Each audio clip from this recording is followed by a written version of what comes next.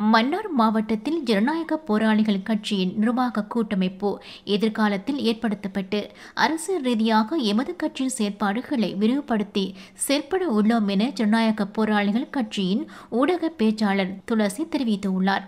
ஜனநாயக போராளிகள் கட்சியின் மன்னார் மாவட்ட ஒருங்கிணைப்பு கூட்டமும் சமகால அரசியல் கருத்தமர்வும் ஜூன் 30 ஞாயிற்றுக்கிழமை மன்னாரில் இடம்பெற்றது. குறித்த கூட்டத்தில் ஜனநாயக போராளிகள் கட்சியின் தலைவர் எஸ். வேந்தன் மற்றும் மன்னார் மாவட்டத்தை சேர்ந்த முன்னாள் போராளிகளும் கலந்து கொண்டிருந்தனர். கலந்துரையாடலை தொடர்ந்து ஊடகங்களுக்கு கருத்து தெரிவிக்கையிலேயே அவர் இவ்வாறு தெரிவித்துள்ளார்.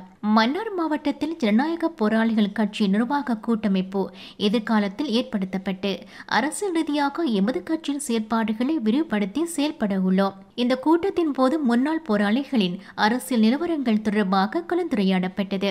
யுத்தம் நிறைவடைந்து 15 வருடங்கள் கடந்துள்ள போதும் முன்னாள் போராளிகள் சமகால அரசியல் களத்தில் ஒரு ஜனநாயக வெற்றியை பெற்றுக்கொள்ள முடியாத நிலை தொடர்பாக அவர்களினால் கருத்துக்கள் முன்வைக்கப்பட்டது.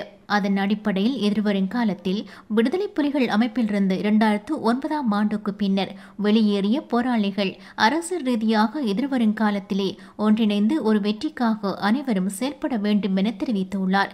நாங்கள் ஆயுத ரீதியாகவும் இந்த மக்களுக்காக போராடி இருக்கின்றோம், அரசியல் ரீதியாகவும் இந்த மக்களுக்காக போராடி கொண்டிருக்கின்றோம் என்ற ஒரு செய்தி இங்கே உருவாக்கப்படும் வரை நாங்கள் பயங்கரவாதிகளாகவும் பயந்தவர்களாகவும் தான் வாழ்ந்து கொண்டிருக்கிறோம்.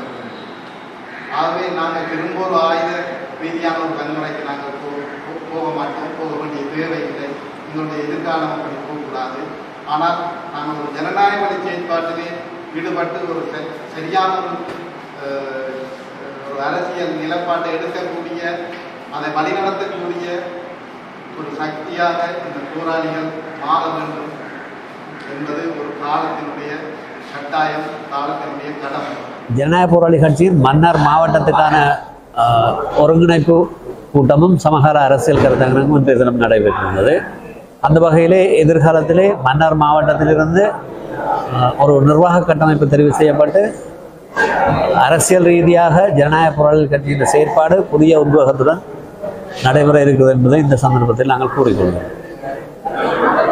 இன்றைய தினம் இடம்பெற்ற இன்றைய கூட்டத்திலே போராளிகளின் எதிர்கால அரசியல் ரீதியான வெற்றி தொடர்பிலே கலந்துரையாடப்பட்டது. கடந்த 15 வருடங்களாக யுத்தம் நிறைவடைந்ததற்கு பிறகும் போராளிகள் சமகால அரசியல் தளத்திலே ஒரு ஜனநாயக ரீதியான வெற்றியை பராமரிப்பது தொடர்பிலே போராளிகளால் கருத்துக்கள் எடுத்து கூறப்பட்டது. அந்த வகையிலே எதிர்வரும் காலத்திலே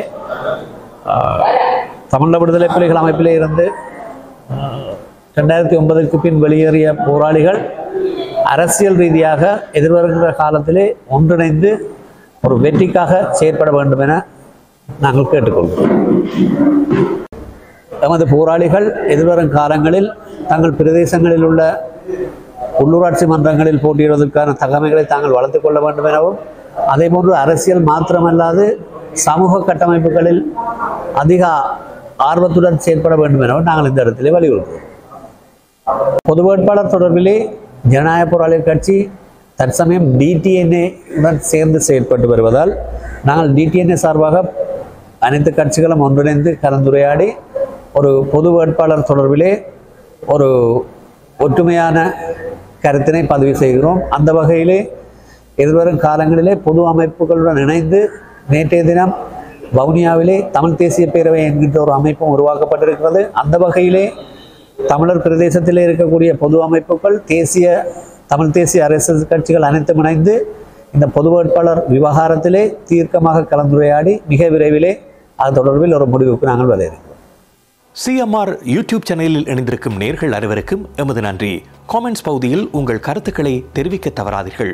முக்கிய செய்திகள், காணொளி தொகுப்புகள், நேர்காணல் என பலதரப்பட்ட அம்சங்களையும் உங்களுக்காக தருகின்றது CMR யூடியூப் சேனல். CMR என்று சர்ச் செய்து எமது யூடியூப் சேனலை சப்ஸ்கிரைப் பண்ணுங்கள். உங்கள் உற்றார் உறவினர் நண்பர்களோடும் இந்த காணொளி தொகுப்புகளை பகிர்ந்து கொள்ளுங்கள். அருகில் இருக்கின்ற முக்கிய காணொளி தொகுப்புகளையும் தவறவிடாமல் பாருங்கள்.